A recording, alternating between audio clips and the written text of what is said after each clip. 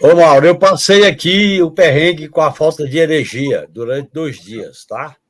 Olha, Agora eu queria, ô, Mauro, Ana e Rebeca, eu estou usando um procedimento em todas as minhas manifestações físicas e virtuais, eu estou iniciando, manifestando minha total solidariedade ao povo palestino, a minha denúncia ao Estado de Israel, que promove o maior genocídio depois do Holocausto, e manifestando a minha esperança de que a esquerda brasileira decida engrossar as manifestações como a que ocorreu sábado na Paulista. Para mim é um dever solidariedade ao povo palestino. O que está acontecendo com a mídia, capitaneada pelos Estados Unidos e por Israel, é uma lavagem cerebral para justificar todas as atrocidades usando o Hamas como bode expiatório. sim, verdade. No meu modo de entender, nós temos que se movimentar, se mobilizar, porque aceitar isso como normal, nós estamos colocando em risco a nossa condição de lutadores e a própria disputa sobre o futuro da humanidade está correndo sério risco. Genuíno, essa era justamente a primeira pergunta, o primeiro tema que nós abordaríamos aqui contigo antes da sua manifestação. Foi bom que você já se colocou. Queria te fazer a seguinte pergunta. Política externa é uma prioridade do governo Lula nesse terceiro mandato, já estava claro isso desde a época da campanha, da eleição. Nós sabemos, e você já foi governo, quem já foi governo sabe, e mesmo nós aqui como analistas ficamos observando que uma coisa é o que se decide internamente, mas outra coisa é a dinâmica da vida e como a vida se impõe. Hoje, 7 de novembro, um mês daquele 7 de outubro. Você acha que durante esse um mês a diplomacia brasileira foi testada?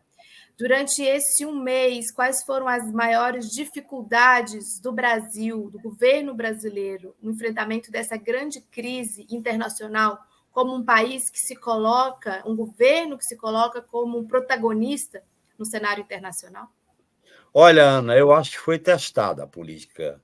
E foi testada a política ativa e altiva. A ativa, tudo bem. A altiva, não tanto. Porque eu acho que o governo claudicou quando aceitou o debate sobre a conceituação de terrorismo colocada para o Hamas. O governo podia muito bem se manifestar contra a violência em relação à população civil, mas a conceituação ela implica vamos dizer assim, numa concessão ao imperialismo americano e ao próprio Estado de Israel que justifica o conceito de terrorismo, como aconteceu em 2001, como aconteceu em vários momentos, para as atrocidades. Segundo ponto, eu acho que as atrocidades de Israel na faixa de Gaza e na Cisjordânia deveria ter tido manifestação mais contundente por parte do governo e da diplomacia brasileira. Eu me aproximo mais. Eu sei que há um pragmatismo do Itamaraty e da própria política externa. Agora, eu acho que o governo tem que ter cuidado, porque, de uma certa maneira, o governo achou que ia conduzir uma solução através da presidência do Conselho de Segurança da ONU e não conduziu. Os Estados Unidos não aceitou aquela resolução porque não queria dar o trunfo para o Brasil. Aí é uma disputa de geopolítica.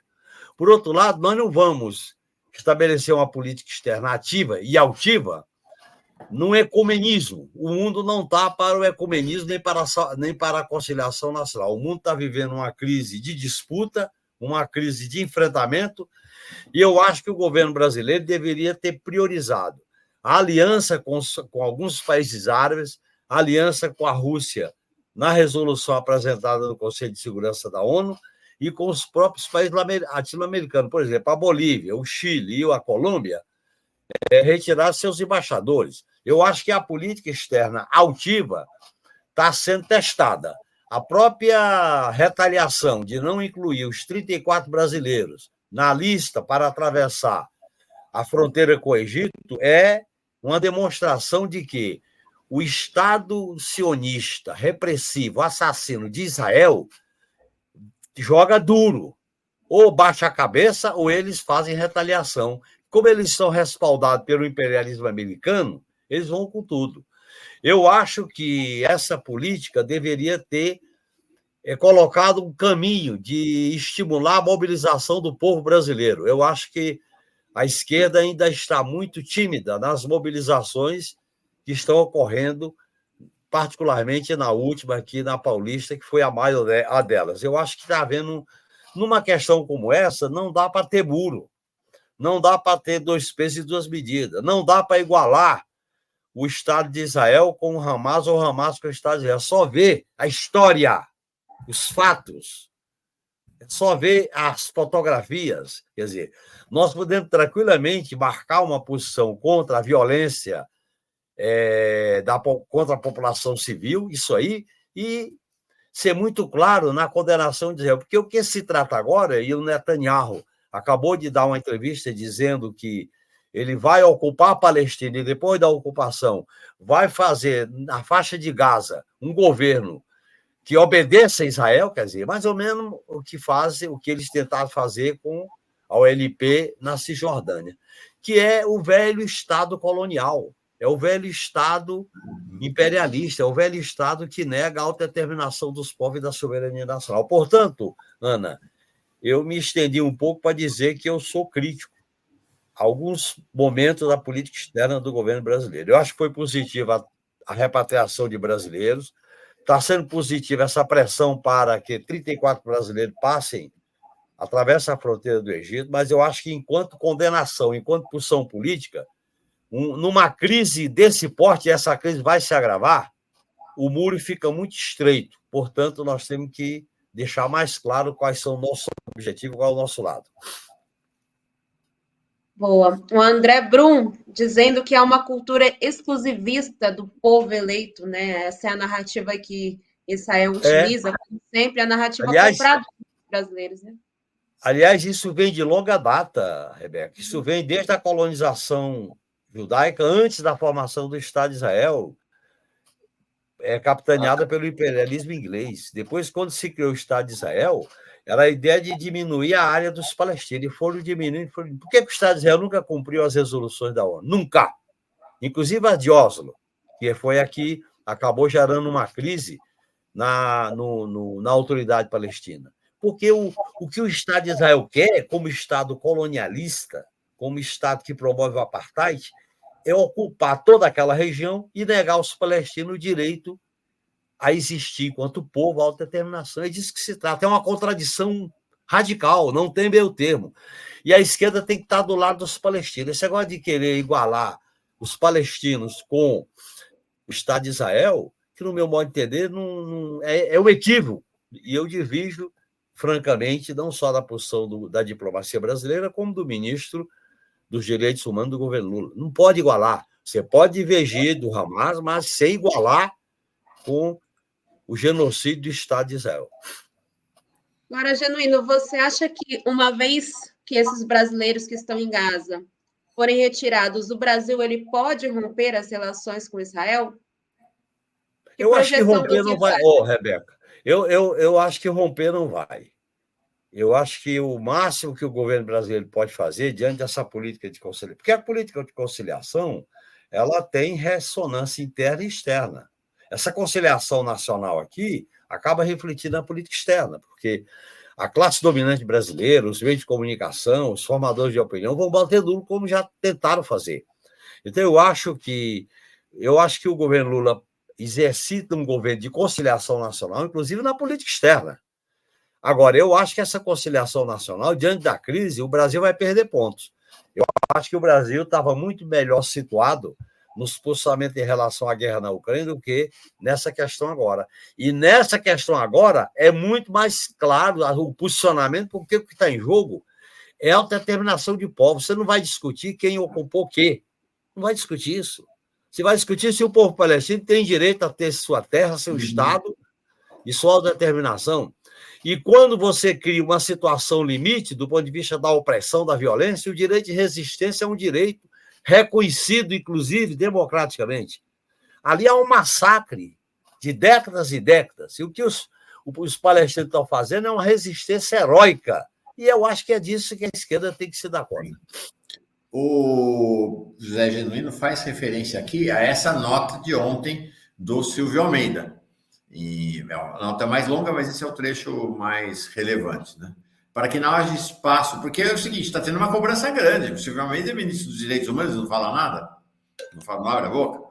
Para que não haja espaço para insinuações irresponsáveis e de má fé, minha posição como ministro do Estado sobre a situação em Gaza é clara desde o início e está em linha com a do governo brasileiro, do qual sou integrante, e que desde o primeiro momento condenou com veemência os atos terroristas do Hamas, mas também se colocou de forma firme contra ações inaceitáveis do Estado de Israel, como bombardear hospitais, ambulâncias, campos de refugiados ou ainda dificultar o acesso à água potável e energia elétrica, que indubitavelmente viola o direito internacional humanitário. Parece, desculpa, mas parece a Renata Lopretti falando, né? Mauro, do lado em relação ao Hamas, são ações terroristas. Em relação a Israel, é situação inaceitável. É mais ou menos como eu vi hoje o comentário. Diz o seguinte: quando é para falar dos palestinos, o Estado de Israel é terrorista. Quando é para falar de Israel, ele diz: o ser humano tem uma tendência a se acostumar com o anormal. O problema de Israel é do ser humano. O problema dos palestinos é do Hamas. Essa visão está totalmente em contradição com a história da esquerda em matéria de política internacional. Eu espero que cresçam as manifestações e o governo se dê conta de que ele está perdendo ponto na política externa ativa e altiva. Genuíno. Trazendo para os temas internos aqui. Semana passada, você trouxe a informação, e ela teve uma ampla repercussão, sobre as artimanhas da Procuradora-Geral da República interina, Eliseta Ramos, lavajatista de 4 costados, de que está montando um esquema lavajatista na PGR. De fato, a sua informação teve enorme repercussão nas mídias e dentro do governo, e a gente teve a informação de que o presidente Lula pretende antecipar a indicação da nova PGR que ele tinha programado para o finalzinho do ano, porque ele se deu conta, né? A cama vai estar feita para aquele novo PGR ou PGR que vai entrar ou não. Você vê alguma sinalização, algum sinal de que, de fato, essa antecipação acontecerá? Você tem ideia de se será um bom nome para a PGR, não será? Como é que você está acompanhando o assunto? Olha, Mauro, eu não tenho nenhuma sinalização. Agora, o governo tem que andar rápido, porque o prazo que ela está dando para fazer as consultas corporativas é até 15 de novembro. O prazo está vencendo. Eu acho que numa questão como essa, o governo não pode negligenciar, o governo não pode vacilar. Aliás, Mauro, eu sou crítico a essa postura do governo em relação à PGR. Não tem explicação para o governo adiar uma decisão e deixar uma lavajatista comandando a estrutura da PGR e vai montar uma estrutura paralela. E depois o que vem vai ter dificuldade. A outra questão, eu acho que o governo Lula entrou numa situação de equívoco quando adota a GLO. Eu acho que foi uma concessão absurda. A GLO não vai resolver. Ele está se dobrando à tutela militar das Forças Armadas com a bandeira da segurança pública, além do fato de ter feito, você viu hoje, a notícia de um acordo com o exército americano para fazer treinamento na selva amazônica, no Centro de Guerra na Selva. E os Estados Unidos deixam claro, o que eles querem? Eles chamam de interoperabilidade, eles chamam de expertise, eles chamam de se adaptar às condições do terreno. Os Estados Unidos têm base da OTAN em toda a América do Sul, cerca a América do Sul. Como é que nós vamos fazer um treinamento para uma região na Amazônia tão estratégica e importante? Eu acho, Mauro, que nessas questões de Estado, Forças Armadas, segurança pública, agora a PGR, a própria questão do sistema de justiça, que até agora não indicou o membro para substituir a Rosa Weber, eu acho que o governo Lula está mantendo a situação como era antes. Não está havendo transformação nem reconstrução. E eu sou crítico a essa postura política do governo Lula. Eu que apoio o governo Lula, sou crítico. Eu apoio o governo Lula quando ele tensionou o déficit zero. Eu acho que ele está correto em tensionar. E quando ele tensiona para viabilizar programa social. Mas nessas questões institucionais do Estado brasileiro, que é essa questão macro da luta democrática, eu acho que o governo Lula está cometendo equívocos. Eu espero que ele tenha tempo de corrigir. Equívocos que podem gerar situações perigosas para a democracia brasileira. Ontem nós mostramos aqui um vídeo da Marinha. Agora é isso, né? Agora as Forças Armadas já voltaram, né? Já estão de volta, estão botando as asinhas para fora. Um vídeo aterrorizante. Lembrou os velhos tempos, né? Aqui, Agência Marinha de Notícias. Os soldados da Marinha desembarcando em Santos. Inevitável lembrar o tempo da ditadura. Olha essa. Embarcando no Porto de Santos. Eles vão fazer revista dos estivadores? É isso? Foi meio aterrorizante. Não sei o que você acha. Ô, Maurício, não tem nada a ver com segurança pública. Segurança pública não é isso. O governo demorou a tomar uma atitude. Aliás, foi contigo, no seu programa, que eu falei de uma proposta do Luiz Eduardo Soares, que era um pacto pela vida, criando o Ministério da Segurança Pública, convocando todas as instituições para um mutirão em defesa da segurança pública, inclusive os governadores, criar um sistema único de segurança pública, comandado por uma autoridade civil. A coisa foi avolumando, crescendo, aí cria uma situação de fato e vem uma GLO envergonhada. Isso é uma GLO envergonhada. Isso vai servir para limpar a imagem das Forças Armadas, que estava muito desgastada. O governo demorou a agir e não agiu, a não ser o relatório da CPMI, que cita os chefes militares das tentativas de golpe, e eu acho que nós estamos sendo tutelados pelas Forças Armadas. Espero que essa tutela não aconteça na PGR, no Supremo, e olhem bem, Mauro, no Congresso Nacional, com o Centrão sob o comando do Lira e do Pacheco. Aí eu acho que cria uma situação extremamente difícil e delicada para o governo Lula. Um governo que está muito prisioneiro dessa institucionalidade antiga e autoritária e não dá sinais de enfrentamento. É claro que eu acho que são instituições que a gente tem que enfrentar, polarizar. Não é chutar o pau da barraca, é polarizar, enfrentar, dizer o que nós queremos.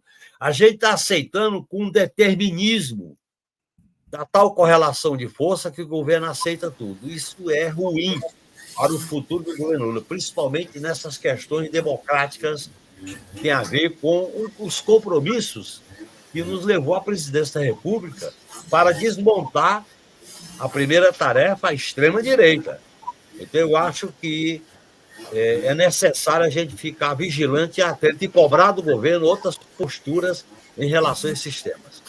Genuíno. Inclusive, no último dia 25 agora, de outubro, era para ter sido instalada de forma muito atrasada a Comissão de Familiares de Mortos Desaparecidos.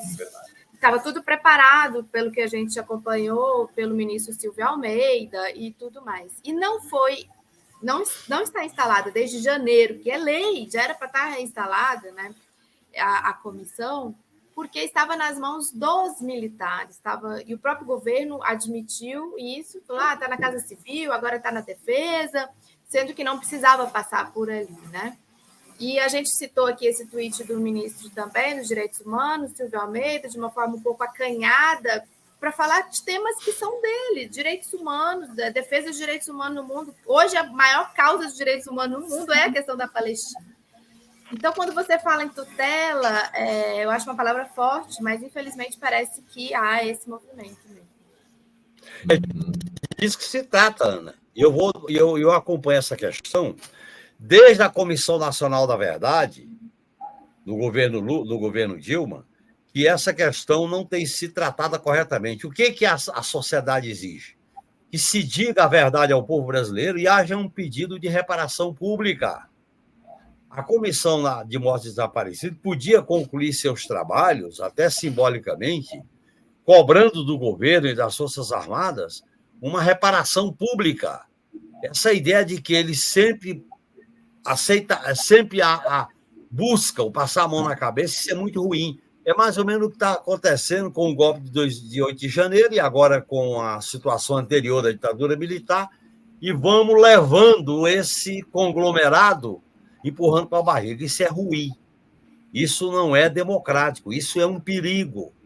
O governo Lula está pisando numa área, vamos dizer assim, crítica, porque Forças Armadas, com esse predomínio de uma visão salvacionista e de tutela, a segurança pública misturado com Forças Armadas, uma PGR que pode significar um grande retrocesso lavajatista, dependendo do rumo dos acontecimentos, pode criar armadilhas políticas para o governo Lula. Agora, os avisos estão sendo dados, as denúncias estão sendo feitas e cabe ao governo e o seu núcleo político decidir essa questão sob pena da gente pagar um preço muito caro. E o PT e o Lula não podia deixar de agir dessa maneira, não pode agir dessa maneira, porque nós vivemos essa experiência, Ana. A gente viveu a experiência da PGR, com três procuradores gerais que fizeram da PGR um punitivismo. Vivemos a Lava Jato, vivemos prisões, e parece que a gente não aprendeu com a própria vida, com a própria experiência. Nesse sentido, eu estou um pouco desencantado e protestando.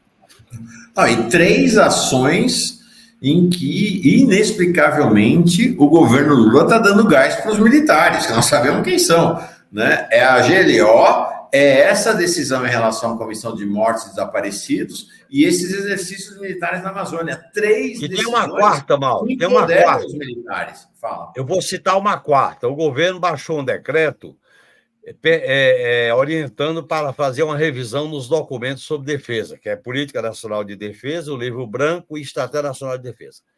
Há uma equipe de vários ministérios, acho que 7 ou 8. Quem é que coordena? O chefe de Estado-Maior Conjunto. E ele coordena, inclusive, com o poder de vetar os indicados de ministério. E, contraditoriamente, não tem representante do Ministério da Educação nem do Ministério da Justiça. Portanto, quem é que vai rever os documentos sobre defesa? Os militares. E olha bem, mais uma quinta para você colocar na sua cadernetinha. O vice-comandante do Estado-Maior do Exército, o vice-chefe do Estado-Maior do Exército, era o general que comandava o Planalto no dia 8 de janeiro. É esse general que esteve na CPI do 8 de janeiro, na Câmara, e na CPI do Distrito Federal, o general Dutra. E ele está sendo promovido a vice-chefe do Estado-Maior do Exército. Então, são fatos assim que a gente tem que ficar atento. O governo não vai punir ninguém, mas o governo pode tranquilamente fazer escolhas com maior critério, com uma visão mais de Estado democrático e não com essa visão de que vai fazendo. Agora, essa área aí, Mauro, é uma área que está, desde a transição, está sendo conduzida pelos militares, e o ministro Zé Múcio cumpre muito, muito bem as funções de representar as Forças Armadas no governo. Isso aí. Rebeca. Boa, tem 2 superchats aqui, eu vou colocar nessa conversa. Primeiro do Daniel Miag, dizendo: morando em São Paulo nos anos 90, na esquina da Consolação com a Paulista, tinha um bar-restaurante com público LGBTQIAPN, e era com alegria que via o Genuíno por lá às vezes, ele diz. Isso, eu me lembro, o administrador desse bar era o seu Caetano, um grande companheiro que tinha a livraria Cairós. Este bar era o único naquela região que recebia a comunidade LGBTQIA+. O seu Caetano, que eu presto homenagem a ele, faleceu há uns 15 anos. Seu Caetano, que era o administrador do bar. Muito bom. E o segundo é do Aristides Bartolomeu Novaes, que diz: não entendo por que o grande Genuíno não está colado ao Lula no governo, já que se trata do maior conhecedor da política de esquerda. É confiável e entende tudo desse processo. O Lula precisa acordar desse lance, ele está dizendo, Genuíno.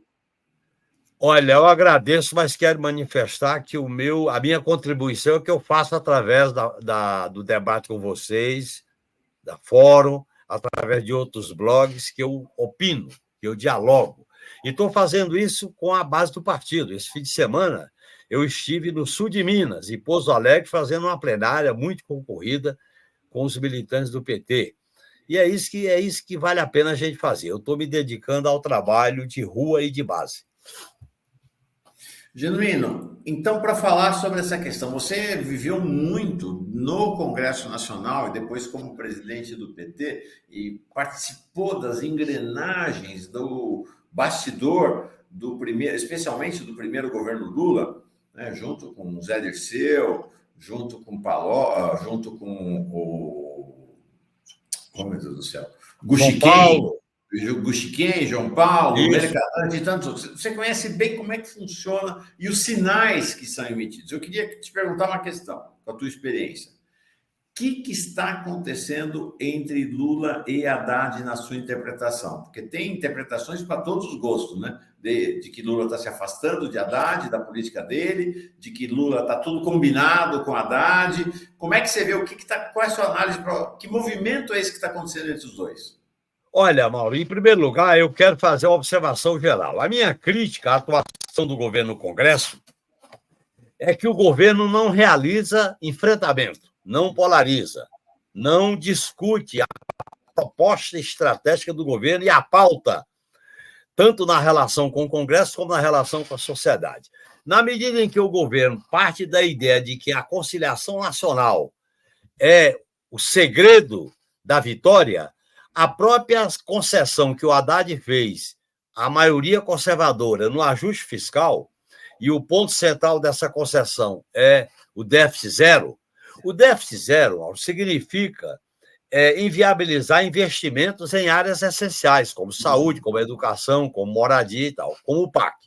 É claro que, nesse ponto, o Lula ele gosta da conciliação, do diálogo, mas ele sabe, é vivo o suficiente para dizer que não vai colocar o futuro dele em risco para atender uma meta que é um verdadeiro dogma do neoliberalismo. Então, ele está sinalizando esse tensionamento. É mais ou menos o seguinte: o Haddad faz o papel do conciliador e o Lula faz, nessa questão do déficit zero, o Lula faz o papel de que ele não vai aceitar corte de gastos.